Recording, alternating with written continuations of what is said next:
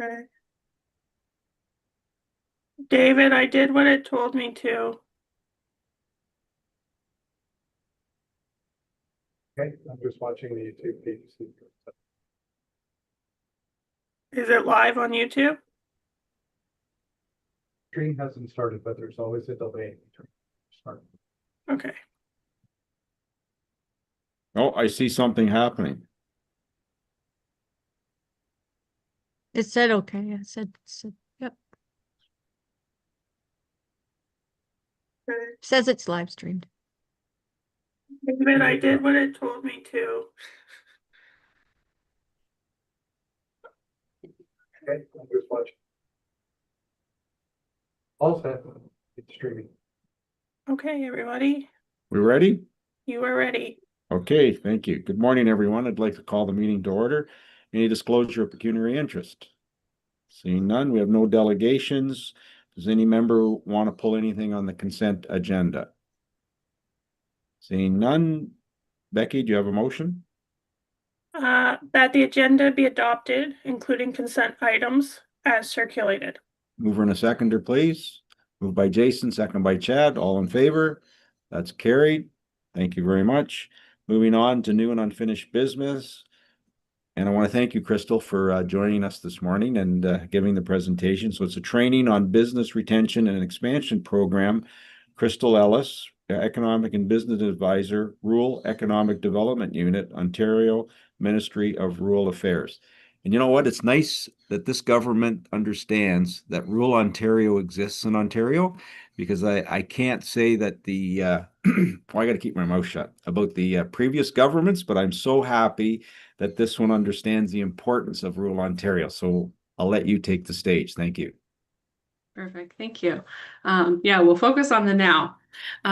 So business retention expansion, I'm going to talk about what the program is, and then what it looks like when you're working with the businesses to collect that information. And I'm going to kind of show you what that survey looks like, and then some of the pieces that Becky will support with. And I know she's got a report after that really lays out some options for how you're going to look at doing a program like this. So I have a presentation to share.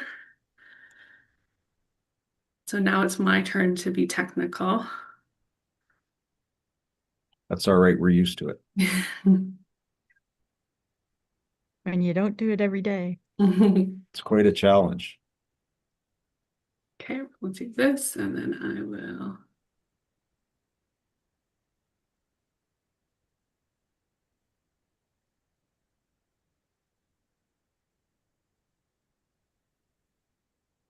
Okay, are we seeing We are. the proper, like the preview or the? It says business retention expansion in brackets BR-E, program information and conducting interviews.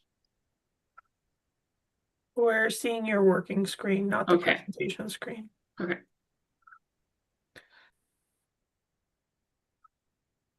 It's great now. Good. Okay. Perfect. Thank you. All right. So business retention expansion. I'm Crystal Ellis. So I am the regional advisor for Bruce Gray, Simcoe, Dufferin, and Wellington counties. So a little bit of a larger area, but it makes sure that I get to really kind of see what's happening within your municipalities as well as your neighbors as well. So that's my coverage area as an advisor. So working with Becky and her counterparts and giving advice, supporting with the ROD program, our funding program that we have, as well as the programs that we offer. So business retention expansion is one of our key programs at the Ministry of Rural Affairs, and I'm the project lead for Ontario for the BRNE. And then I also have a few other ones that I support too, but we'll just focus on this one today. So the purpose of a BRNE really is to engage with your businesses. it gives you an opportunity to learn directly from them what their challenges are and what the opportunities that they have as well, what's going well in their business. We support the program or the program actually supports your community by finding those ways that your businesses can grow, supporting opportunities for creating jobs, and keeping those businesses within your community. After you do a BRNE, you create an action plan. You look at maybe the sectors, specific businesses. You can get really specific about the things that you can do to help those individual businesses from what you heard. But then your greater action plan really looks at as a whole of what are the common themes and what are those pieces that you're hearing from your businesses that way. So that helps you build some of that work plan. We see some communities, if they don't have an up-to-date strategy, they may go and do a BRNE to help guide sort of the next 18 months or 2 years to determine what's needed in the community that way. This helps us collect that business and market data and supports that overall planning. I know I've worked in community like Becky has, and I've had the opportunity where council wanted to support businesses with some programs, and the BRNE was a way that I used that information to be able to understand what the businesses really needed. So instead of me saying, this is what we should do, went to the businesses, found out what they really, really wanted, and made sure that was verified to move forward. So it builds that trust as you move forward. So BRNE, we focus on business retention expansion rather than that attraction piece because existing businesses create more jobs. If you can help support them and help them grow, that's really vital to your community. They're already invested in the community. It costs a lot of money to move into another community. So being able to kind of understand how to keep those jobs and that activity within your borders is a really positive thing. And your current businesses, if you have good relationships with them, they can be great ambassadors for attracting that business that you have. So they'll be able to sort of work as that ambassador that way. Also, it's an early warning system. So if instead of that newspaper article or that thing you hear on the radio that says this business is closing or they've had this issue and it hasn't been addressed and they're taking that action to leave or to close, having the relationships that you create with this program does allow you to perhaps they're going to call you with that concern or that question. They know who to talk to. They see that open environment that you're able to support them moving forward with the challenges that they're having. So the goals of a BRNE is really to build and improve relationships with those businesses, build capacity between organizations. So you're talking to your businesses, but then you're also coming back to them with, you said that this was a challenge, or maybe you had some space here and there's a business that you talk to that is looking for just that. So being able to help connect those businesses so that they can collaborate and work together, as well as if there's a chamber, BIA, any of those business supports, some potential funding, you're able to connect that back in to those businesses so that they know that you're there, you're on their team and helping them out.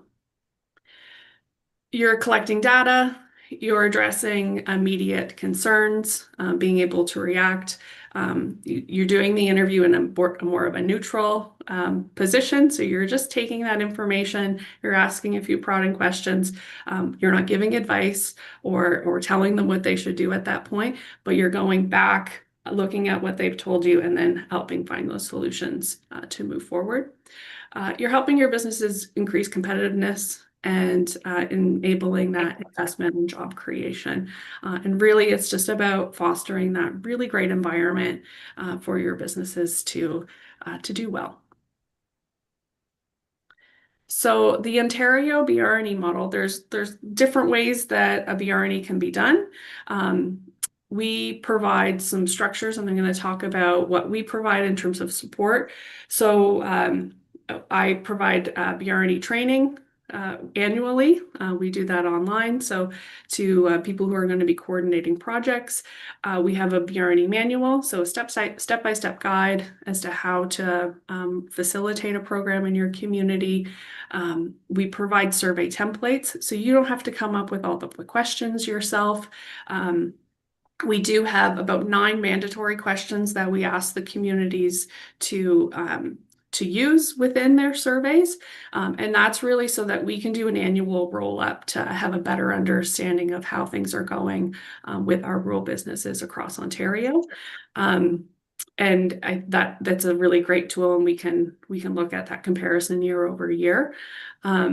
With that, we provide access to the Qualtrics survey platform. So it's often too expensive for a small community to undertake using a survey platform like that. So we have an annual subscription with so many licenses that we work with the community so that they're able to access those tools and resources. And then myself, I help support the communities with the back end of how that works. So you're not alone in it.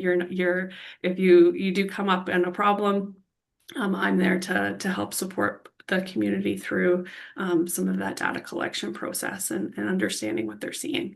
And then MRA, Ministry of Rural Affairs, Regional Advisor Coaching. So you get the benefit of, I'm the program lead, but I'm also your regional advisor. So you get twofold there. And then the community. So I work on that side of things. The community, you really determine what survey questions you're going to ask. You connect with the businesses, do the interviews, put that information into the survey platform, do the business follow-up, do that review of the results, and create that overall action plan and implementation for what you're doing. So you're in control of what you're hearing and how you're going to use that information. And I'm there to support along the way. If there's need for helping facilitate conversations after you've collected the information, or if you need some support in any of those ways, then I'm there to help guide along the way.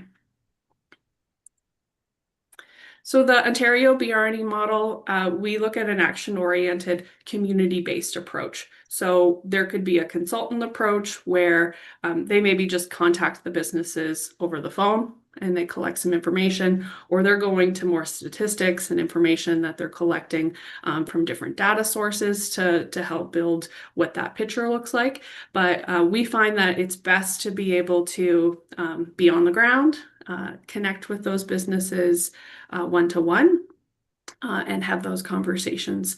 And with the survey, the conversations are then they're standardized in that sense. So you're asking everyone the same questions, and you're collecting some consistency so that you can move forward with those results. And that helps the community prioritize your local efforts and promotes that job retention and growth within your community.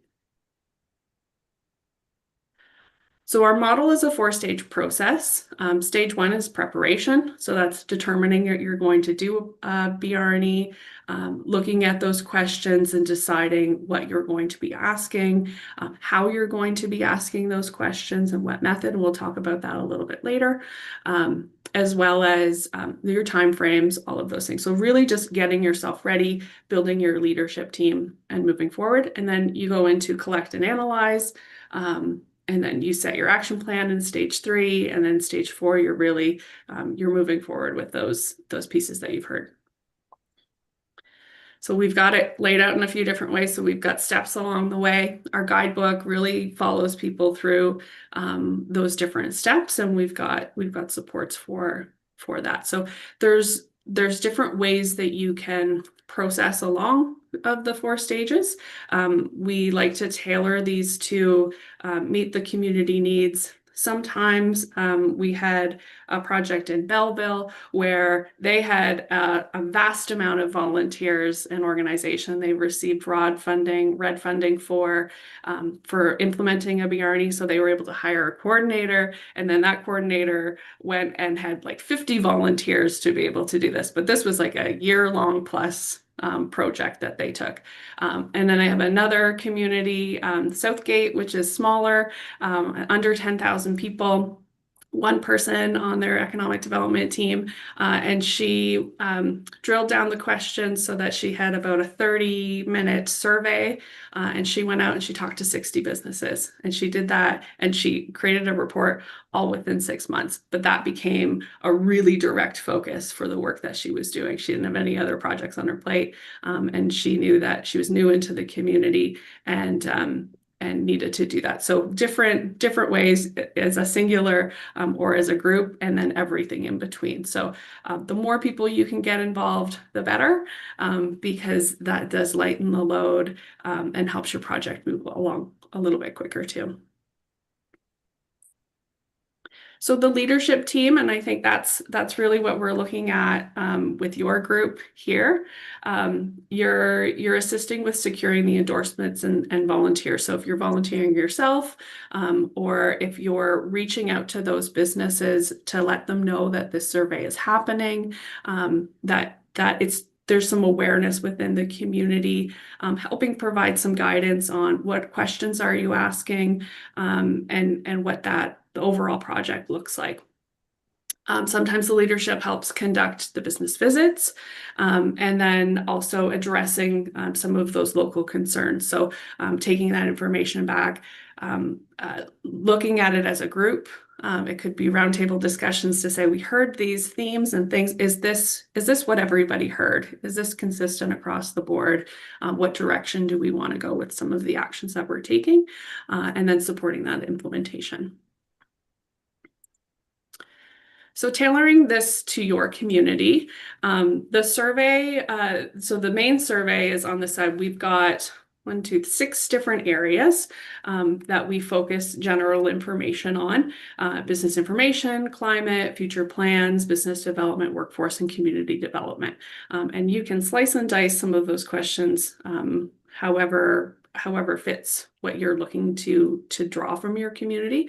And then for those communities who are looking to get a little bit more robust or specific, we do have sector surveys, so you can get into the sector questions as well. But typically the main survey is strong, and not necessarily, you don't necessarily need those sector surveys, especially if you're looking at a wide range of businesses that way. We allow for questions to be added. You can take away questions from the survey, or you can add questions. We just want to ensure that you're thinking about, what problem are you trying to solve? Why are you asking this question? What information do you need from the businesses? So is there something that's missing? What do you plan? What's the plan of action that you intend to take? So we don't always want to ask a question about, are there enough recreation facilities within your community?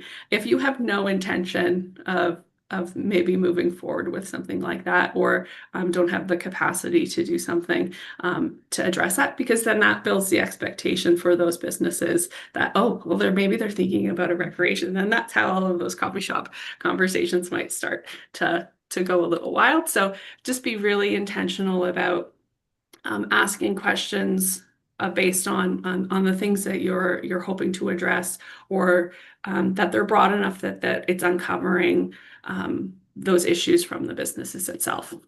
So not too guided in that sense. And then who's going to take action? So if you do find out something, do you have the ability to be able to take action on that? In terms of survey methods, face-to-face is best. That's the direction that we always encourage. In terms of interactive, the online meeting, so doing a Zoom call like this with a business and asking them the question is an alternative, or talking on the phone. So you are having that ability to have that one-on-one engagement with a business. You can ask some of those prodding questions. When they answer, what do you mean by that? Or can you tell me more? Then you're able to take those additional notes. The self-administered, so that's the business just doing that independently. That would be they get a survey link and they fill out the information. And you do lose some of the nuances or that extra information that can be really valuable in doing that. Or by mail. You can mail out a survey with a postage page envelope, and they can mail it back or drop it off at the township office, things like that. But you do lose that opportunity, and you're going to build your surveys different for those two different options as well. So you're going to probably ask more yes, no questions, less, maybe a few open-ended, but just being really specific, and a shorter survey if it's being done online as well. So you're collecting that information.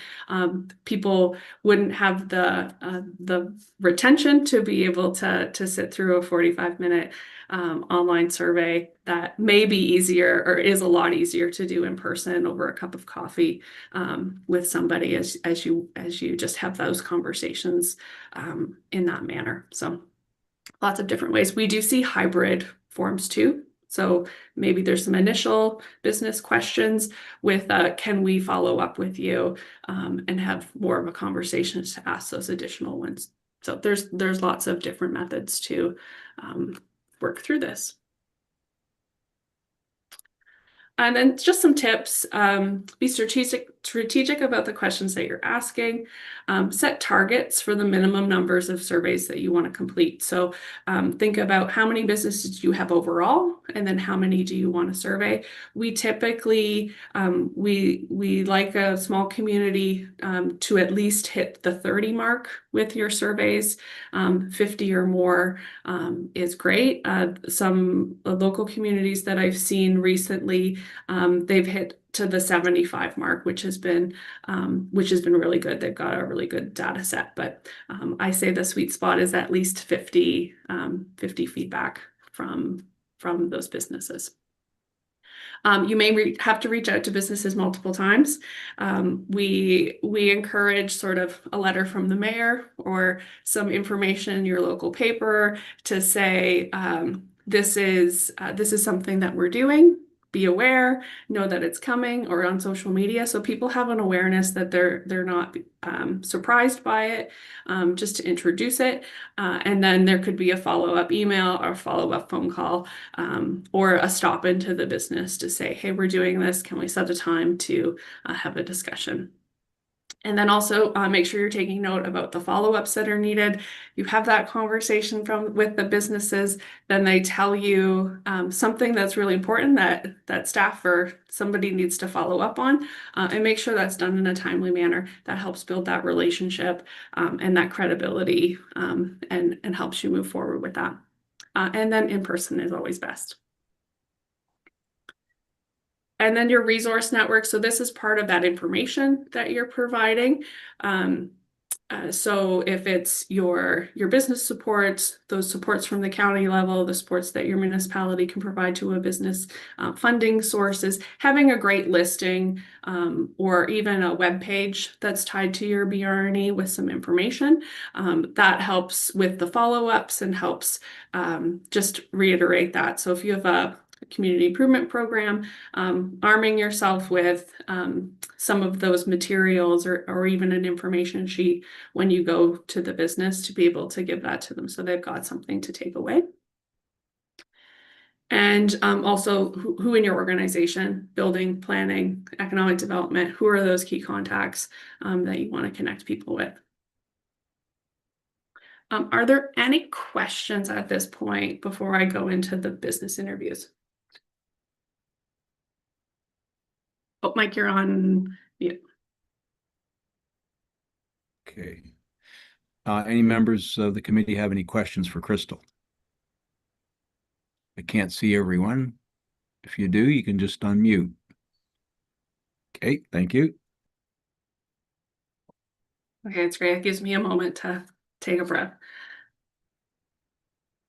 Okay, I'll move into the next part, and then we'll have more breaks for questions as we go. So conducting the business interviews. is our next. So this is in the stage 2 part. We've determined who's on your team, what's happening, what questions you're going to be asking, how they're being asked, and you're ready to kind of go ahead with those business interviews. You're contacting the businesses, and you're going out and you're starting to collect that information. So typical interview process, contacting the business, you're scheduling the interviews, maybe doing a follow-up check if it's a week later to say, hey, we're coming tomorrow. Is everything all good? You can send the questions to the businesses beforehand too, so that they're a little bit more prepared. And then you're going out to do the interview and then getting that information into the survey system. Some important concepts for our survey is confidentiality. So when you start the interview, we have a bit of a terms with that you talk with the business about to say that the information being collected will be kept confidential and not disclosed to any person that's sort of outside the capacity of that BRD project, because we want them to feel comfortable that you're not going to be going out and sharing any of those details that they're trusting us with during that. So we just have a little kind of sign off to say both sides are going to be doing that. The skip it rule. So if you've got questions on the survey and the business doesn't want to answer that question, but that's all good, right? You just make it very clear to them. If we ask a question and you don't feel comfortable answering it, you're always welcome to skip it, because we don't want them to feel pressured to provide that information.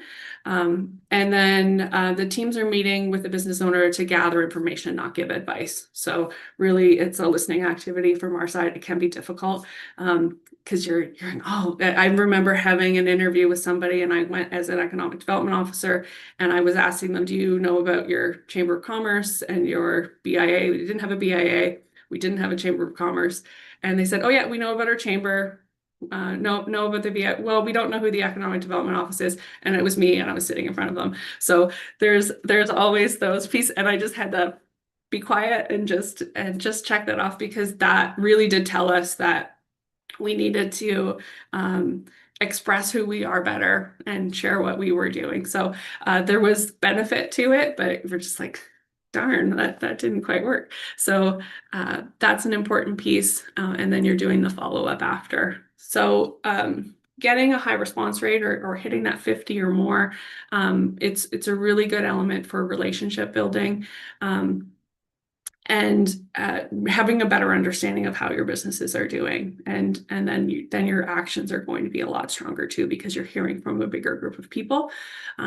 They're also that engagement that you have with them after. I find that people then start calling you, or they start asking those questions, or they'll stop you on the street. So it is a really good, effective manner to do that.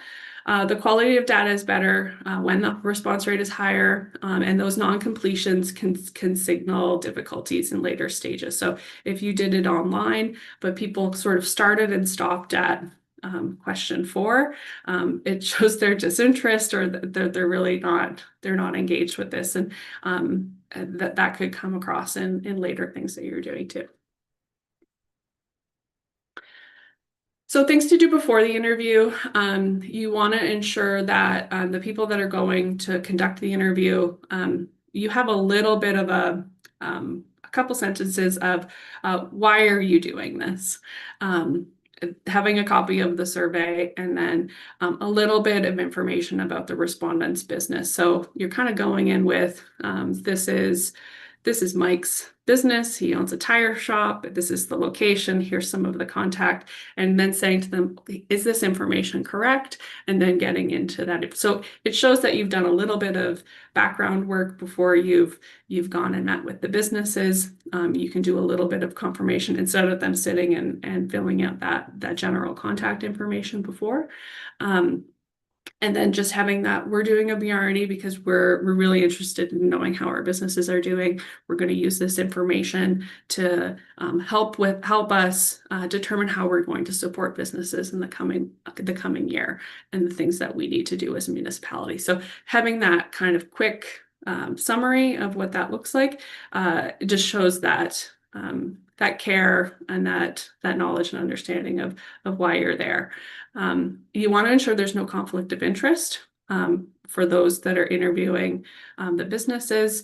If you owned a restaurant and you're going as a volunteer interview to another restaurant, that might not be as appropriate. They may not give as clear answer because you're maybe their competition. So just making sure you're taking any of those issues out of the way and making sure people feel as comfortable as possible. And then really just showing up organized and prepared. If you have taking a physical copy of the survey so that you can hand that over to the business and they can follow along as you do that. And then a typical visit, reviewing the purpose of the program, you ensure they have a copy of the survey. You make sure you talk about that skip it rule and the terms of that confidentiality, and then you just go forward and do the survey and collect that information. And you give your thanks to them after you've done, and you also make sure that you follow up with a thank you after, or follow up with any of those things. So after the interview, when you've gone back, or Becky's got the information in hand, reviewing those survey responses, having any conversation after without the business there, just to make those additional notes, identifying if there's any red or green flags, and I'll talk a little bit about what those are, any urgent concerns that need to be addressed and who you need to address that to, assistance required, and then getting that information into the data system. Okay, so we'll see how this goes. So this is a longer video, and I can send the link if people want to see, but a number of years ago, you'll be able to tell by the video, this is sort of that basic, what a BRNE piece goes like. So some of the things to look for, what did they do well, and are there areas of improvement? And hopefully this sound, to let me know if the sound works. Come on in and have a seat if you would. You hear the sound? Well, thanks, Harold. I really do appreciate the opportunity for us to be able to visit with you today. The Business Retention and Expansion Survey process is a positive step, we think, in collecting information and building an effective partnership between local businesses and the community in the development of strategic actions to respond to the community's needs and the concerns and opportunities of the businesses. Do you have your copy of the survey that we sent you last week? Now that you mention it, I did receive a copy through the mail, but unfortunately through our recent renovations and painting and office changes, I've misplaced it. So unfortunately I do not have it here now. Not a problem. I have an extra one here, so why don't you use it to follow through? Thank you. Okay, let's just first double check to make sure that all of the information on the front page is correct. So your company name, phone number, those types of things.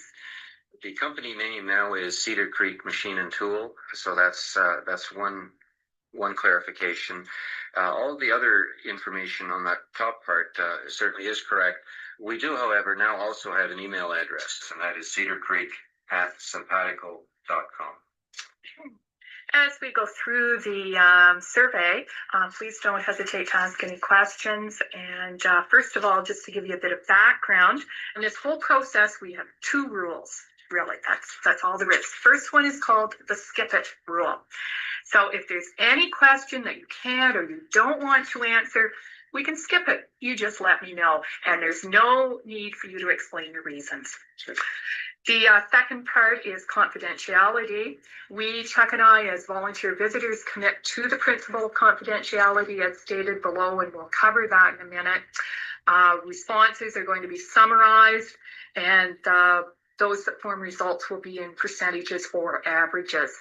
So the task force team will respond to specific issues, concerns, and information requests as a means of assisting local businesses and to build the local economy. And with the final report, copies of the summary of results for the community will be provided to all of the businesses who participate in the survey. Great.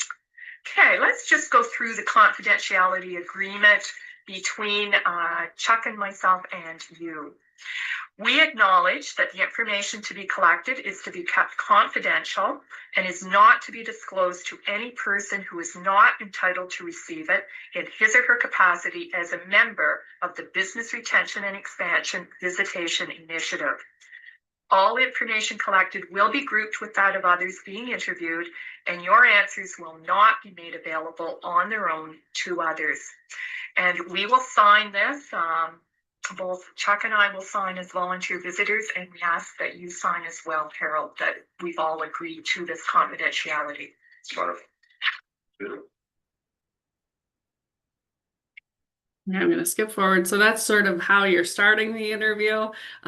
Really, we haven't changed our process in all of these years because I think it does work. So I'll just skip through and just see about how they're asking some of the questions. Of our time meeting together during Meeting for approximately 15 years, but in this community, it's been for 5 years. Okay, so specifically here in this community, 5 years. That's correct. Okay, our next question. We've got a number of factors listed, and we want to get an idea of how important each of these is to your business. Excuse me, Susan. If you recall from our time meeting together during the training, we have to read the question as it's stated so that we can have consistency from the one interview to the next. You're right. Thanks, Chuck, for reminding me of that. Let's go back. Listed in this question are a number of factors that may or may not play a role in operating this business. For each one, please indicate how important it is to this business. If it doesn't apply at all, please tell me. So first, computerized record keeping. Would you say that's very important, somewhat important, not very important, not at all important, or not applicable? I think for my business, I'd say it's somewhat important. Computer training for staff. Certainly looking at the direction the business is going in, that's getting to be much more important. So that, I would say that's very important. Very important. Okay. Specialized computer applications that are unique to your. Okay, so I think you get the sense we're talking about computers here, so we're a little dated, but really just having that use a 2-people team. One person is taking notes, the other person is focusing on asking those questions and just being consistent and just reading the questions to them and having them answer. So fairly simple process in that sense. Any comments or observations other than the datedness of the of the video? And I can share the link with this too, so it is a longer piece that people can have a look at.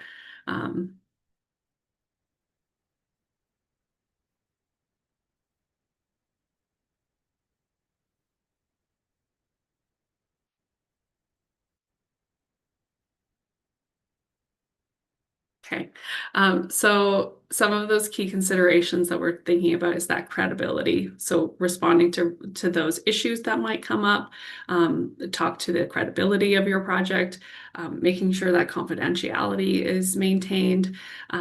So if they do say something really great, that may be their business, they're going to be selling their businesses, but they have somebody else that's taking over. There's a succession plan, and you want to maybe have something on social media celebrating that business and that milestone. If they've been in operation for 40 years and you want to be able to celebrate that, it's just going back to the business and confirming that, can we share this? Is this okay? That helps maintain that confidentiality and that appropriate respect with the business. And then doing the follow-up is very important. So oftentimes you sometimes see businesses or communities, they'll do all of the business surveys over the course of a couple months, but then they don't do the follow-up until after all of the surveys are done. And that leaves those businesses waiting. They don't like to wait 2 months to hear back about something that they told you, or maybe the issue is gone or it exploded in the meantime. So just making sure that you're being consistent with and respectful to those things that they're telling you. And then inputting the data into the system, so you can go to the interview with a paper copy, and you can fill out those questions from the paper version. If internet is good, and that's sometimes a challenge that we have in the small communities, is you can take your computer or a tablet, and you just follow through the link and input the information. You just have to make sure that you've got that connectivity to be able to do it, and then the information can go in directly. The online survey, we've got a web link, and you can use that to share and input, and the Qualtrics piece. And we do see communities sometimes use a SurveyMonkey, some of those other platforms, but since if a community does our model or a variation of it, then we do provide that Qualtrics data service. So I'll give a view of what that survey looks like. So it's just a screenshot of a mobile version, and then what would come up online. So you can use the QR code here or the link, and I think I can, this is where we're going to test my computer skills. Can you see the survey piece, or do I need to share that? We can't see the survey. Yeah, I've gotta get my share.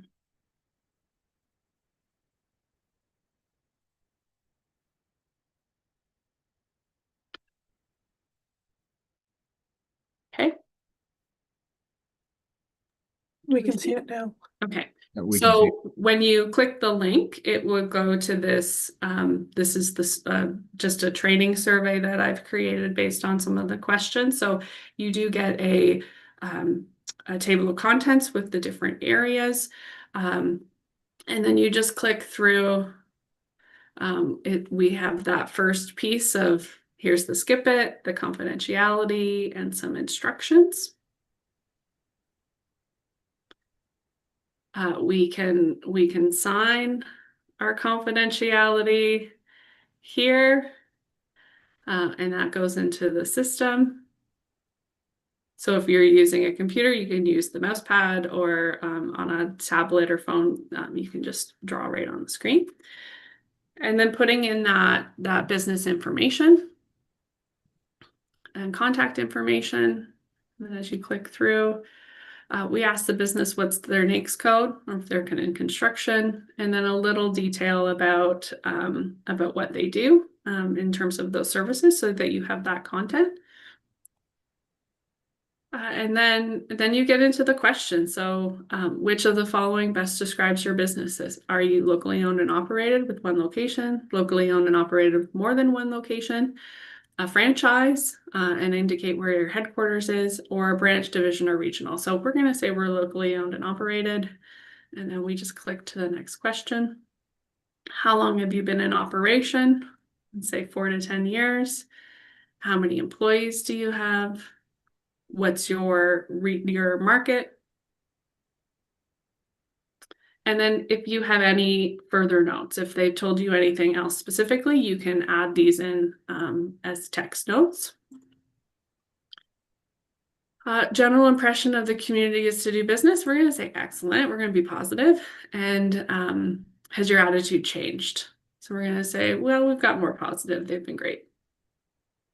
And then asking them for a bit of an explanation. Tell us why that has changed. And then there's some of these factors of doing business. So poor to excellent, and just asking about workforce, availability of service land, your local roads and streets. So a lot of different elements in here. Some you can choose to edit these a little bit if some of them aren't applicable. If you know that internet service is a challenge and you want to hear that directly from them because well, maybe we need to do something about that. That's where some of those come into play. And then this is a good example of, so it looks really long on the survey because it's asking all of these different questions, but they're only going to answer maybe one or two. Right. So in the next 18 months, do you plan on remaining the same, expanding, downsizing, relocating, selling, or closing. So I'm going to say we're going to expand, and they could pick two because they're going to expand and maybe relocate to a different location. And then it's just going to go to the expanding questions. It's not going to go through all of those other questions. So what's the reason for that? And what will this lead to? More workforce, less workforce, need for training, an increase in floor space. Are you adding new products? Additional services for customer, process improvement, or other? And then are you planning on accessing other funding for this? And would you like to receive, do you want to receive information on funding? So it goes through those questions and then skips through to the next section for the outlook of their industry. So I think that's one of the components of it can look like a long survey. There's a lot of questions, but it diverts. If you say yes or no to certain questions, it does shorten the survey based on what those business needs are. So that I'm just going to click through. We asked them about top advantages and disadvantages, and if they'd like to be kept informed. And then there's room for any notes that you like to include. And then, are you ready to complete? We've gone through all of the sections, and we say yes, and thank you for completing that. So fairly simple process. You've got all of the needs there with that space to add those extra pieces. And then we do have the ability, and I will, okay, can you, I'll go back to my screen, sorry. Okay, we're back. Okay, so then you can go through all of those questions, be able to collect the information. If you do find that you've missed something, you can make that note, and Becky or myself, we can go into that back end of the system and make those edits that are needed that way. Yeah, so that's the survey system and the platform. Fairly simple to use.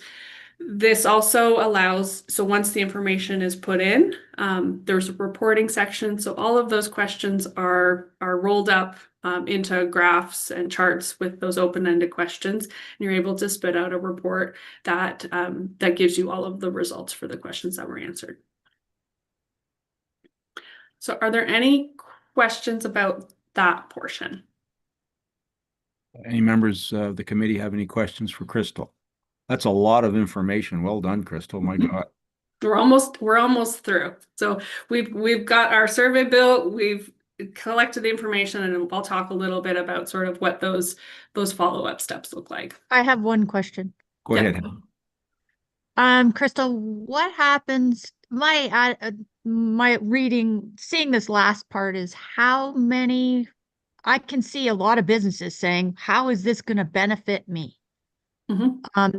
To answer all of these questions that don't really matter for statistics for them. I'm looking at a small business in a town, a small town, like such as Coldwater.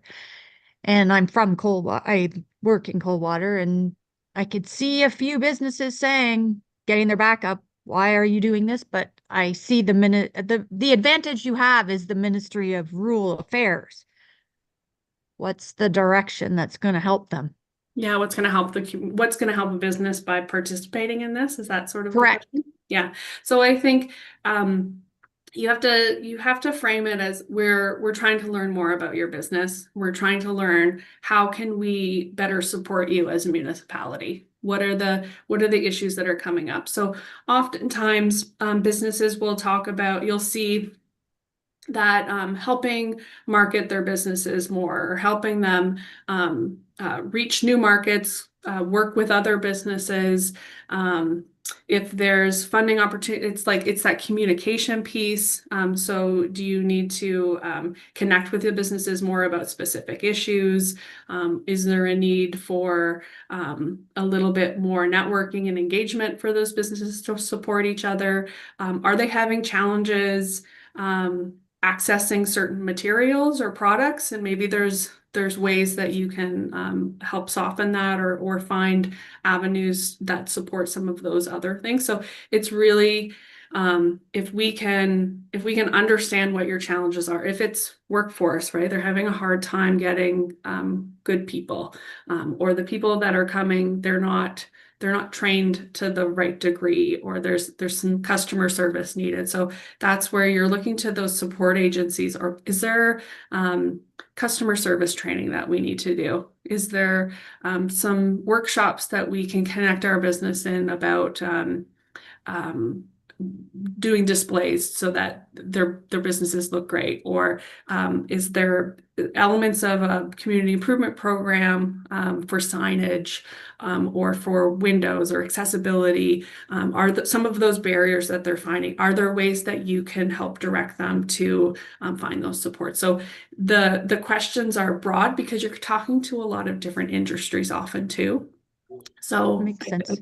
I think that's Makes really, sense. yeah, you're trying to get that bigger sense of what the challenges are, and then where can you actually help move the mark to really help them generate more revenue, right? That's really the goal of economic development. I specifically think of one specific person that is they're struggling, Yeah. and it's a gamut of such a different group of people that you're going to be interviewing. So It's hard. It can be challenging. And I think people maybe get stuck in what they're doing, or they get discouraged because of circumstances, and there may not be things that you can do to help them or to support them. But they're yeah, all A personalities. yeah, they're entrepreneurs, right? They're Correct. independent, and I think it's we can only do so much. But if you don't try, then that's even worse, right? Mhm. Mhm. Yep. Okay. Any more questions?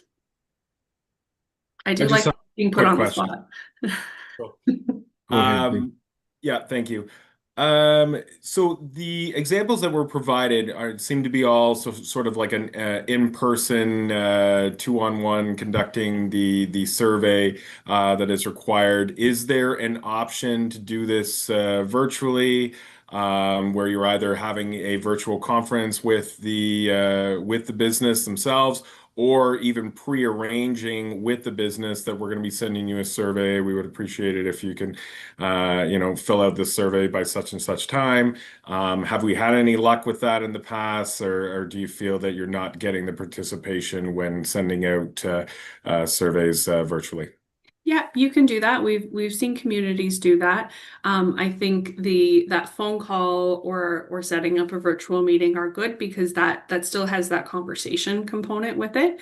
And it could be the weather's really bad and you might not be able to get there, all those different kind of components. And then the online sending them the link, I think that's also an option. You just have to be really mindful of just you're not asking as many questions. You're being really specific about what you're asking, and then that does limit your ability to take that action. And you do have to include follow-up with that. So if they've completed it online, making sure that there is some follow-up or there's that outreach to them, because with the idea of building the relationships to kind of break those barriers down, that almost has to be included into the action plan. And I've seen that with more of consulting ones where they're doing it from the outside. Then the community really has to focus on those actions of how are we physically engaging with our businesses to make sure that they know we're here. Yeah. Okay. Any other questions? I can't see it, everyone, so. Okay, we'll power through. All right. Okay, so I think we've got just a few more. So addressing immediate issues and opportunities. So how are we identifying those? So the interviewer, we're calling them potential red and green flags on our survey, and then following up with that project coordinator or municipal staff to help inform the business or support the business with that issue. And then that project coordinator staff is really that person who is addressing the issue or finding the right connection to help solve that problem, and tracking that too. So then you can say at the end of your program that we identified X amount of issues and we found resolution, or we provided support to businesses. So that shows a good outcome of engagement there. Some examples of red and green flags.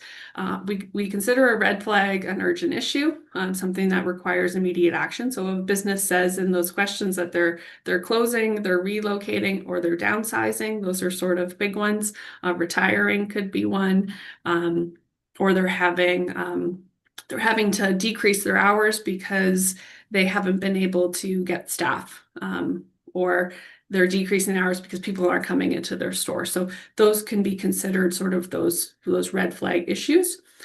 Green flag would be more of the opportunities. So they're looking to expand. They're wanting to collaborate with other businesses. They have a connection of somebody who's interested in coming to the community, or they're looking for information about programs and services. So on the positive of you've got a direction for them, where the urgent are you've got to problem solve a little bit. So the red flag example, the business is moving elsewhere or closing. This is where you can sort of ask some of those prodding questions. What exactly are you doing, right? Are you moving or are you closing?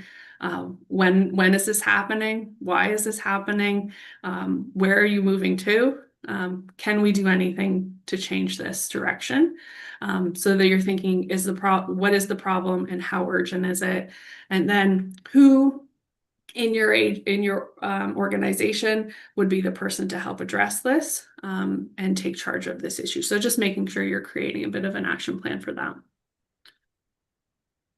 And then an example of a green flag, the business is expanding. So how are you looking to expand? Are you expanding on your property, or are you expanding into another location? When's this happening and why? What can we do to support this expansion? These are all, have you had good, there may be an issue that comes up that, well, we're having issues getting our building permit or getting through some of these processes, or having the right connection to do some of these things. So just making sure that you've got the right people in place to make sure that this goes as it should, and you're supporting that business in that way. So this all comes back to that credibility.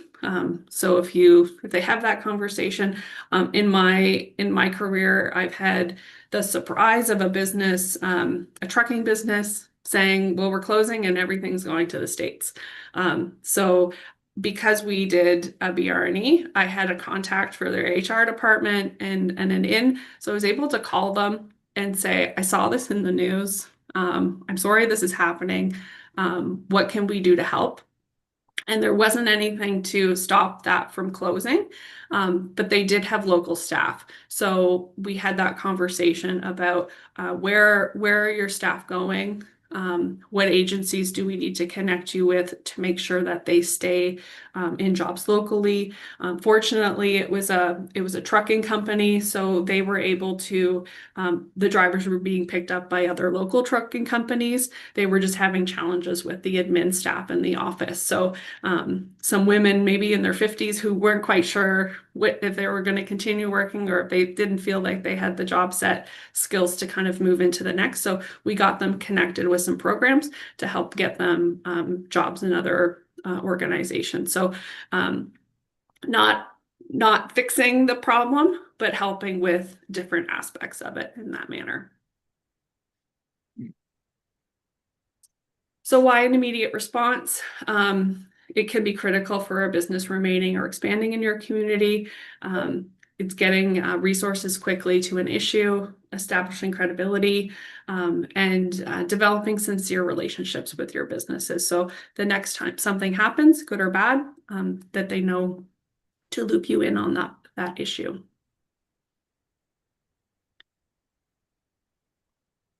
And then responding to information requests. We want to respond quickly and efficiently.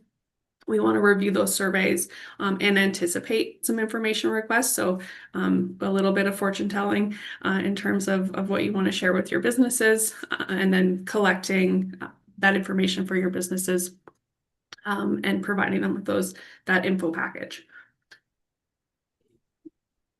Okay, and I think that's, oh, I've lost it. There we go. Okay, that's a great presentation, Crystal, and what an area you have to cover. My God, it's massive. Oh, that's okay. Anyways, the committee have any questions for Crystal? Oh, I can't see everyone. I can see Becky. Yeah, and I think just overall, you don't want to surprise your businesses with a program like this. You want to be neutral as participating, collecting this information, and just thank them for their time. Okay, And I'm losing my voice. thank you, Chris. Do you have any questions, Becky? And I do not. Does anyone else in the group? You know, if I can just be open, Crystal, I think our challenge is when we signed up for the Economic Development Committee, and this is new to Severn. For years, we've had nothing. So, you know, last year was the first year that we struck a committee. I think our challenge now is in council, when we budgeted to have an outside firm come in and help us, we didn't vote in favor of it. Mhm. Now it looks like it's fallen upon us as a committee to go out and interview the prospective businesses that we have. And I think I'm only speaking for myself, and I'd like to hear from others, but I think I struggle with that. I struggle with that portion. I don't know if you've run across this before. Like, do committee members actually go out and do the interviews from your side? Yeah, we have seen that before, and they get engaged, and I think you've got Becky as a good coordinator to help support those processes. I have seen some communities, they do a very much a slimmed down version of questions, and they go out and just really introduce themselves to the communities and the supports that they've got, introduce themselves to the businesses in that sense.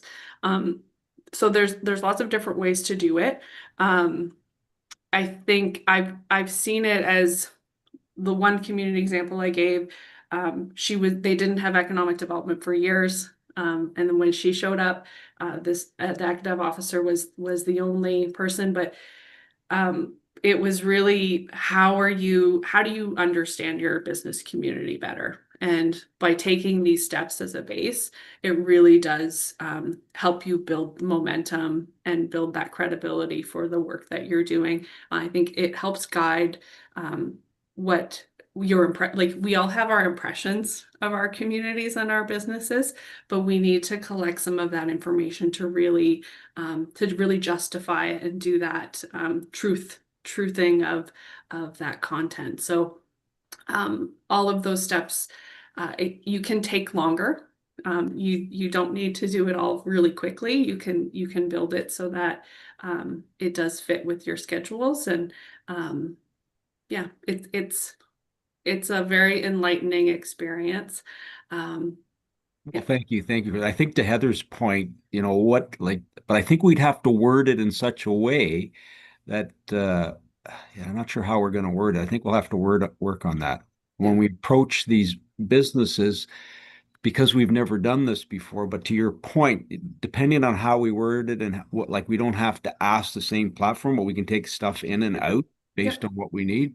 Yep. And think of it as you're doing you may not want to call it business retention expansion, because your businesses are going to say, well, what the heck is that?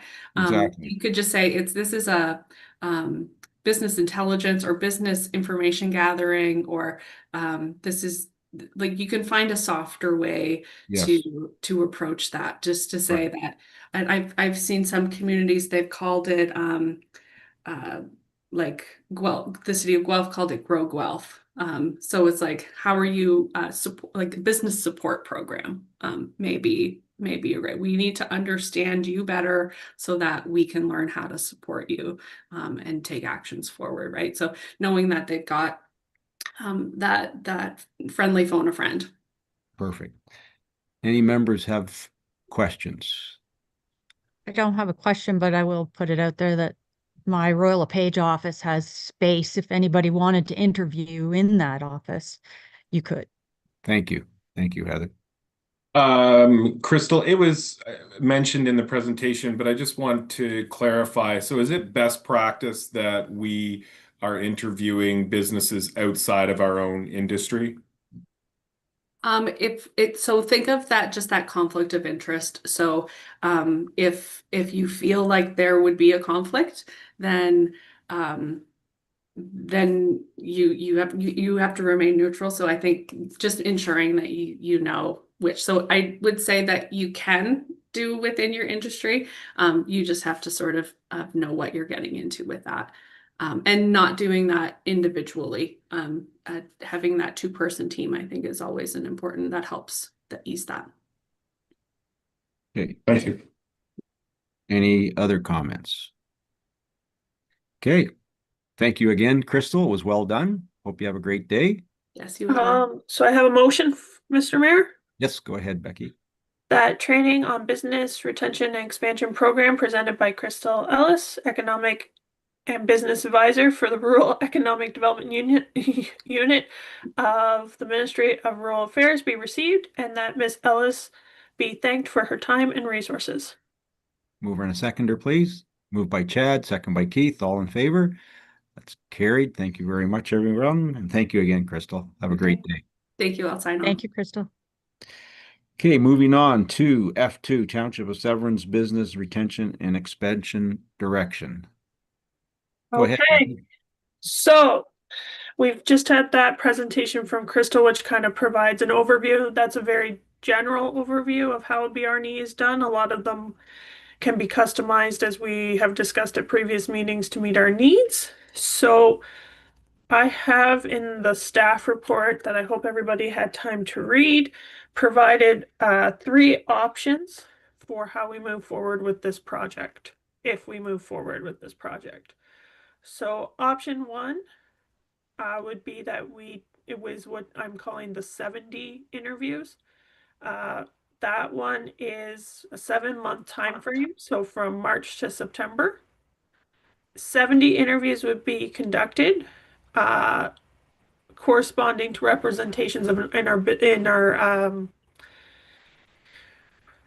businesses categories was represent what they represent in the township. So if we have 14% of our construction businesses are, I'm going to restart that.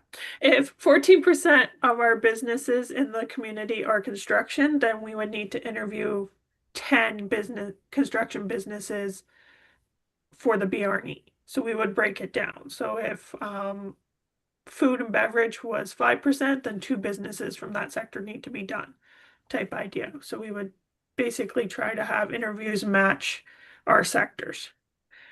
Included, the Economic Development Committee would be responsible for arranging 7 interviews, so that would be 1 per month, and that they would attend an interview with staff as the interviewer. So they would be the person reading the interview, and then staff, myself, would be inputting all the data and doing all the follow-up. The interviews would, based on the questionnaire I have provided as the attachment, interviews would be 1 hour in length. I did kind of a mock interview, so 45 minutes to 1 hour max in length. We would use the free software provided by Crystal's unit.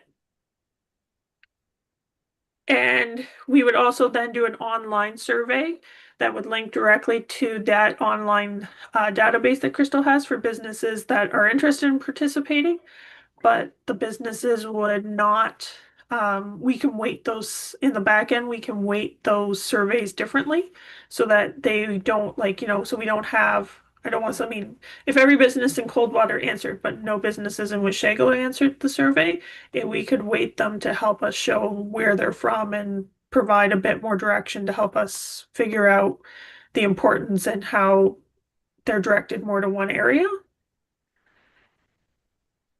And we would meet with businesses whenever it was available to them. So if a business says they want to meet at 7 o'clock in the morning and the interviewer and staff are available, we would meet at 7 o'clock in the morning. So that is option one. Option two is we go down to 40 surveys and we do it on a first come, first served basis. So basically, we would send out mass emails to all the businesses that we have email addresses to.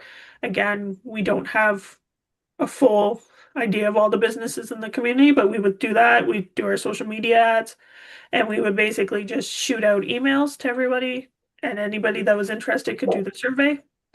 One or two members of the committee would assist the economic development officer as the interviewer, and would go to all the meetings with me. And again, everything else would be the same as in option one. And then option three is we do 40 interviews on a first come, first served basis. They're 1 hour in length. Again, first come, first serve. And we basically, the ECDev committee is not involved in any capacity. I will note that that means that we're going to probably receive interviews from the same people I've already reached out to and who have a connection with the Economic Development Office already, because they will probably read the emails I receive and they know me. So we may be hearing the same information we've already heard before. So basically, those are the three options being put on the table, She, or unless you guys would like to come forward with a fourth option. Okay, Becky. committee. Go ahead, Heather. she mentioned 30 minutes. You just said 1 hour. Most BRNE interviews, you book an hour just to have it. Some of them don't. I've been in interviews, same survey, same length, and they've been 30 minutes, and I've been in interviews where they go for 4 hours. So kind of, yeah, it's based on the person and what they want to say. You kind of go with an hour in length in your time schedule. So the idea is you go, you meet, you shake hands, everything. There's 5-10 minutes right there. Then you do the survey and you have a, thank you at the end. So you try to get in and out. So the survey is usually about hopefully 45 minutes in length max. Okay, I love the look on everyone's faces. Go ahead and feel free to talk. Who wants I to- would just looking at this quickly, I would recommend because this is a new program and because we are unsure at this time how many of these businesses are going to react to this. I would probably look at option 2 or 3 and just to be because you're then setting a goal of 40 interviews as opposed to 70. Obviously, it would be great to have, more than 40, but I think as we're just starting this program, it might be best to aim for a lower goal than 70. I agree, Jason. Heather? I would agree with that as well. Keith? Yeah, through you, Mike. The question I have is there like a hybrid option here where we can be a little bit more involved, and I think that's option 2, where we can bring more people to you, Becky, than maybe you have access to. I would certainly like to see that. That's I think where the quote unquote truth is going to come out. So I think option 2 is probably the best one, and I will put myself forward that I'm happy to assist Becky with those interviews. I probably have the most flexibility with time than some of our other members. Yeah, like I think that this is a huge opportunity for the township to find out where businesses stand in this township. And it would be missed if we didn't at least get to that 40 number. And the other question I have is, if we do 40 and there's a lineup, do we have to stop, or can we keep going? Or are we directing these people to just do the online option? No, so if I'll follow up on that. Two-parters. So the first part is if more than 40 people want to participate, I will happily go out and do more than 40 surveys. The goal would be to get 40, so we actually get more than one voice. I know there were some questions about, from Alan had emailed me in the past about, can we do focus groups? And as we've discussed, if you do a focus group, you get the two loudest people talking and you don't get the full breadth of what we need. In individual interviews, you really do get great one-on-one information and you actually build a relationship. Back to that second part, the first part, I find as an ec dev officer, because we haven't had ec dev for so long and because a lot of businesses maybe have done things without approvals, they are very afraid to let ec dev come. So when I have started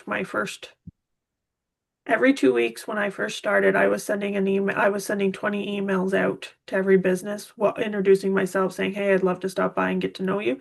If I got 2 replies, it was a miracle. Like, I'll be quite honest. Some months, sometimes I didn't get any. Sometimes I didn't get any. So that was just what I was able to find, contacts, emails. A lot of people are afraid to meet with ec-dev because they think that I'm going to turn around and, tattle. And I think we've discussed this, that, as long as they're not doing something super illegal that's going to endanger and really, cause bodily harm or is quite illegal from a criminal standpoint, we will not go and tattle. We'll try to work with them and get things done. But that needs to come from an outside person or that connection that they have with somebody. They need that trust. In the past, when I did the BRNE survey with the county for agriculture, I actually had one local farmer, wasn't getting any interviews up in North Simcoe. I had a local farmer who did the survey. He was like, well, this is great. And then he happened to tell 2 or 3 guys. And next thing you know, I had calls. That's good. So it really is that word of mouth. So if we can get people out and participating, and that's where I think your committee comes into play, because you are that body that you are connected to the township, but you are not the township. Okay, I agree, Becky. sounds good. So which option would you like us to move forward with, Becky? I will leave it up to your group to decide. Well, what if I we, mean, yeah, what if we did option 2 and see in behind the scenes how we could help get you some interviews? How's that? So what we could do is I could create, well, I was going to do this anyways. We can create, it's who it comes from. We can create basically an email or a little script.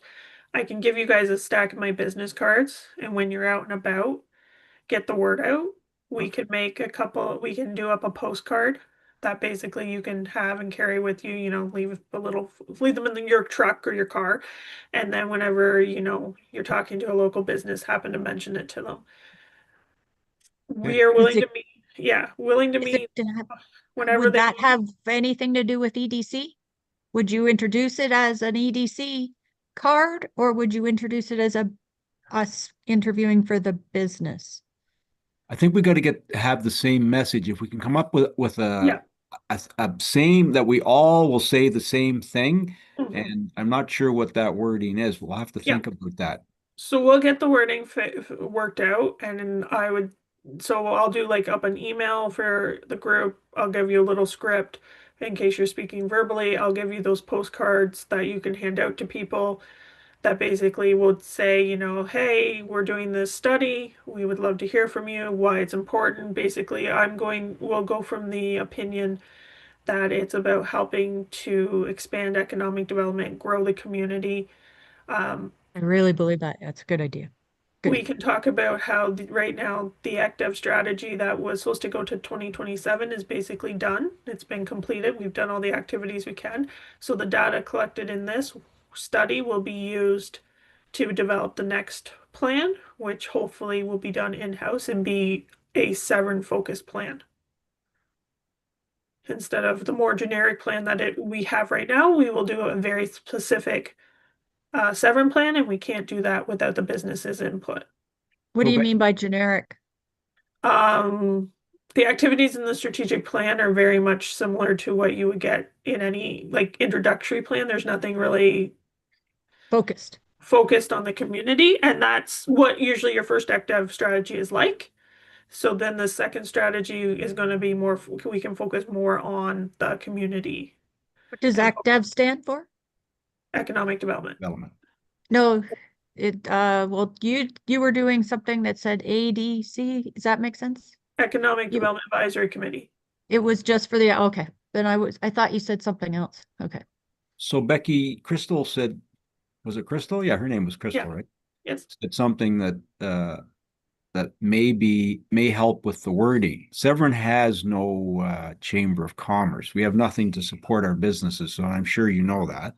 Mhm. And the wording, like when we go out for these interviews, I don't know how you incorporate that portion. We're not out there looking for any deficiencies or illegal things that you've done, to your point, but we're here in a much larger scope because this is new. This is new. It hasn't been done before in Severn, and there's no chamber, to my point.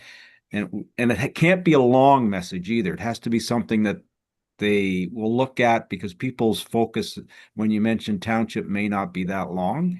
They want to give their information. Yeah. They want to share. They want to share and they want trust. Yes, exactly.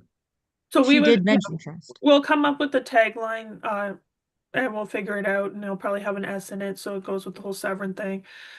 We'll figure it out, and we'll come up with kind of that branding to go with it that matches the township branding, but provides a bit of a mix of what we need. So that'll all be taken care of. I just need to kind of know where we want to go so we can start moving forward. I think we said number 2, option 2. Is that what is Yes. everyone okay with that? Yes. Keith? Okay.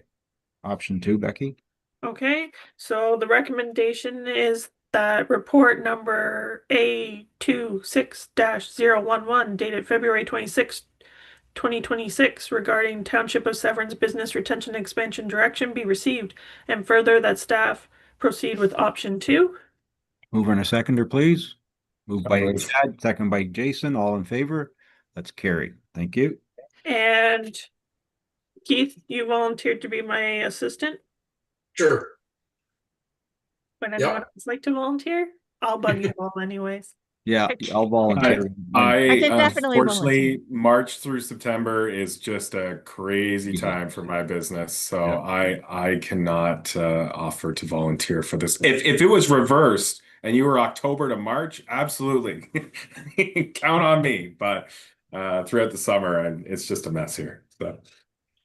Just on that note, I know it's not in the recommendation, but if there's any, the questionnaire that I provided is just the standard questionnaire from the province. If there's any specific questions that you feel are missing from that, please feel free to give me an email shout and we can discuss getting them on. I also have it going to senior management at their next meeting to ask them if they see any question that needs to be added. Because once we start the survey, we can't change the questions because then we change the report back. Okay, Because perfect. I've had that in the past where people have asked for the survey to be changed halfway through and unfortunately, or add questions. Unfortunately, that can't happen. So if you read through it and there's any questions or burning issue that you feel is the municipality needs to be asking, please feel free. Because we get up to 5 quote unquote community questions that we can add to that survey that through the province's network. Okay, perfect. Thank you. Okay, moving on to F3. Becky, F. Rooted in Severn, nominations. So thank you to everybody that provided nominations. I have included into this list all of the nominations that were received. We need to come I up didn't give her any. with 9 businesses for ACTEV staff to contact to ask them if they're interested in participating in Rooted in Severn. And we need to have 2 honorable mentions in case a business decides they are not interested in participating.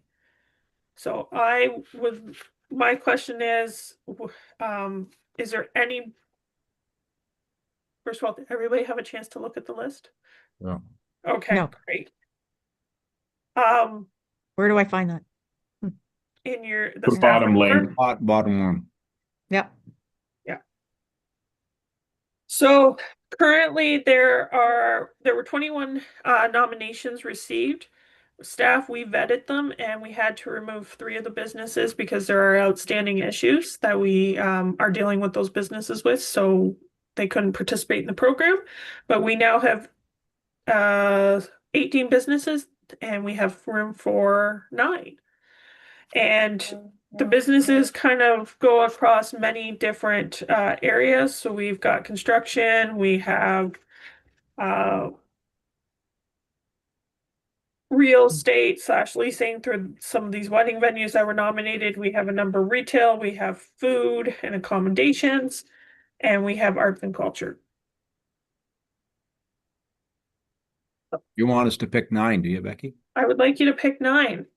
You would like to And I'd start like off. it to be, and I would like it not to be all from, if we could do a variety. So how about my first thought was, if we went through and say we did construction and we pick one construction business and then we pick one real estate and one retail and then we go back and we until we get a nice Okay, let's pick area fencing. area fencing. He sent a very nice thank you card after 2.5 years of waiting. And I won't tell you why. I'm sure you can guess, Keith.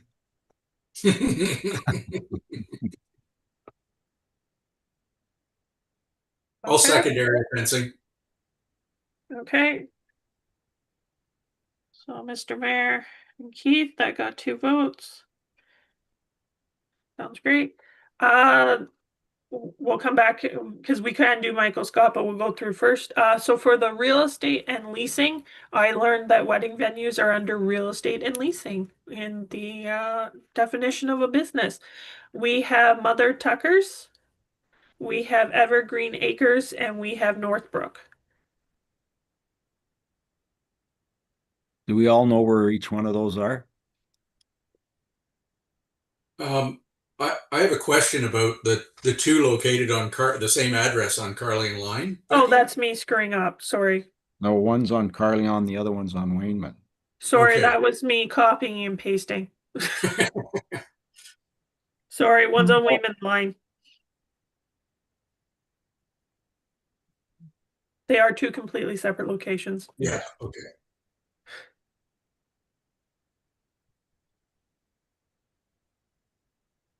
Well, I'm not really familiar with these businesses, just only in passing. So if anyone else has any actual relationship with these businesses, then put it forward, but I can't comment on this one. Isn't Northbrook on Fairgrounds? Sorry, Becky. Sorry, Jason. I've had dealings over the years with Mother Fuddruckers, and I would put my support behind them. Okay, I'd second that. Sounds good to me. Okay. Number 2. Okay, you're up 2 businesses. For retail, you have a number. So you have Coldwater Thrift and Collectibles, Copper Pot Nuts, Orchard Fruit, Hewitt's. Copper pot nuts. Okay. I would put that forward. I would go with that. Okay. For other services, you have I'm gonna butcher their name. Canva Ridge, the spa. Havana Ridge. Thank you. I always butcher it. Maggie's Meadows, the dog boarding facility. Those are your 2 other services. Havana Ridge. Yeah, I would agree. What they're doing is pretty spectacular, actually. Yeah. So for food services, you have Forage, Blue Moon Junction, Sando, Silver Birch, Bedrock. That's it. That list. And because there's so many, maybe we could pick 2, maybe in different locations of the municipality. Well, they're all there's one out of Coldwater, the 4-H one. Well, Heather? 4-H, I definitely nominate for All sure. right, Peter's. there we go. So the other ones are all in the Washago area. Mhm. Which one would you like to nominate, Jason? Silverbird. I'm pretty sure I nominated most of these, so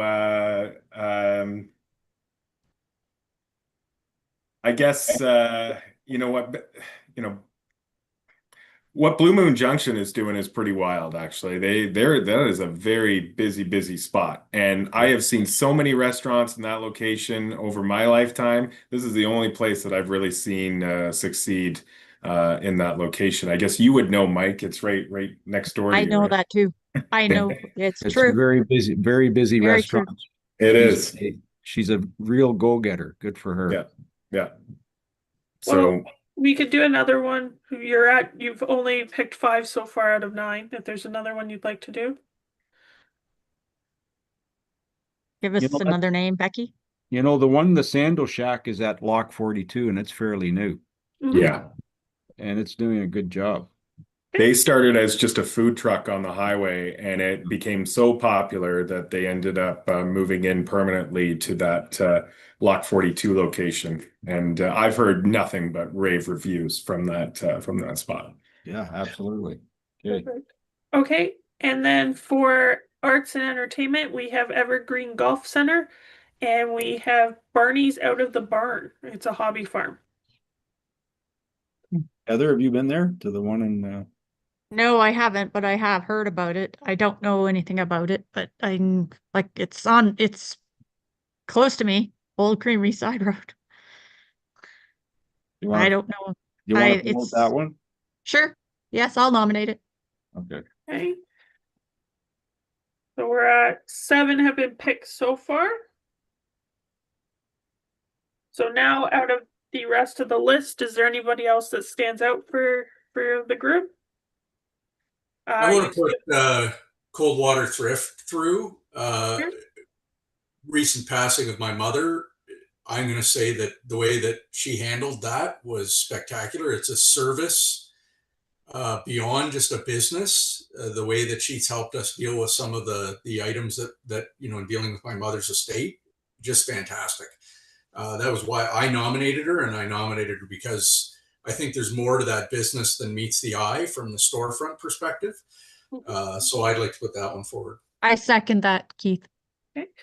So that we still have room for one more. So you still have Michael Scott's Landscaping, Evergreen Acres, Northbrook Wedding Venue.